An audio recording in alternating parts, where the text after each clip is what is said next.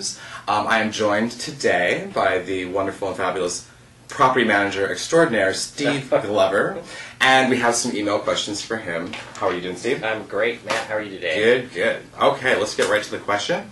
The first one we got is, "Hi, Steve. I'm looking for a property manager and was curious what you do and what are the costs.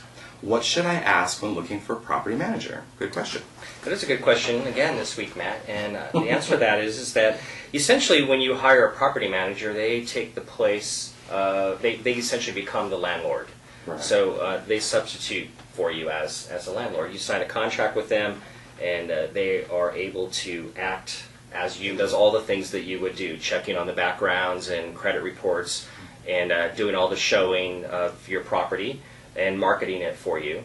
And the most important question you can ask when you're looking for a property manager is to ask about the fees that are involved and what those fees cover.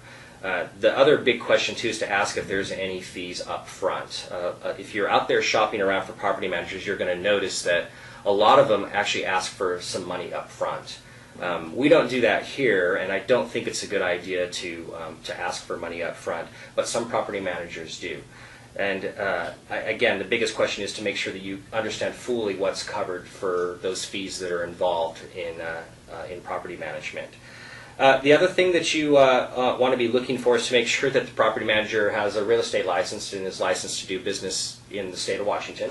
A lot of people forget to ask about that, and it's actually pretty important. That license usually suggests that that person has at least gone through some sort of minimum standard to know what they're doing when it comes to doing property management and real estate. The most important thing I think you can ask for when it comes to shopping for a property manager after you've done all this other stuff is to also ask for a list of references of current clients that they have. And don't be afraid to take that list and actually email those people and call them on the telephone and ask questions about the work that the property manager has done in the past for them and whether they're happy or not.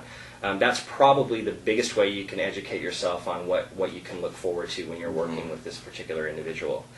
And other than that, I can't think of anything else at the moment that you would need to ask. But those three big things right there: ask what the fees are going to cover, ask about their license and whether they're licensed to do business in the state of Washington, and again, ask for a pretty long list of references of people they've worked with currently and in the past, and make sure that you give those people a phone call and ask them some questions to make sure you're getting somebody that you know you can trust and work with. Right, so it's okay to actually interview them.